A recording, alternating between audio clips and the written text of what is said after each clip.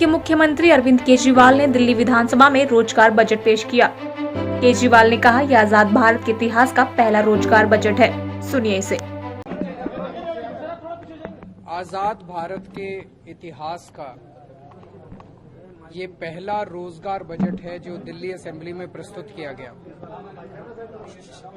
बेरोजगारी तो कई सालों से चली आ रही है, कभी कम कभी ज्यादा, लेकिन मैं नहीं समझता कि कोई भी ऐसा बजट, चाहे किसी राज्य सरकार ने या केंद्र सरकार ने प्रस्तुत किया, जो पूरा का पूरा बजट रोजगार सृजन के लिए, रोजगार तैयार करने के लिए बनाया गया हो।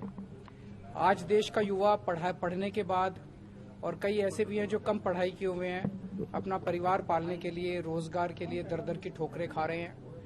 पिछले कुछ सालों में कई सारी ऐसी घटनाएं घटी जिसकी वजह से बेरोजगारी बहुत ज्यादा फैल गई।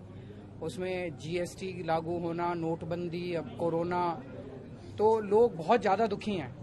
उसको ध्यान में रखते हुए पहली बार एक रोजगार बजट प्रस्तुत किया गया है और अगले 5 साल के अंदर 20 लाख नए रोजगार तैयार किए जाएंगे। ये सारे जितने हम काम कर रहे हैं, अच्छे स्कूल बना रहे हैं, बच्चों के लिए शिक्षा कर रहे हैं, अस्पताल बना रहे हैं, लोगों का इलाज करा रहे हैं, रोजगार तैयार कर रहे हैं, ये इसलिए है क्योंकि हम अपनी आम आदमी पार्टी की विचारधारा के अनुसार काम कर रहे हैं। हमारी विचारधारा क्या है? आम आदमी की पार्टी की विचारधारा के मुख्य 3 स्तंभ हैं।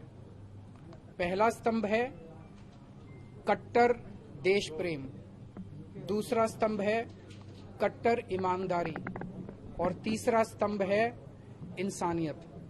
इन तीनों स्तंभों के इस विचारधारा के इर्द गिर्द घूमते हुए हम सारे काम कर रहे हैं और इसी वजह से जनता का हर जगह हमें प्यार मिल रहा है।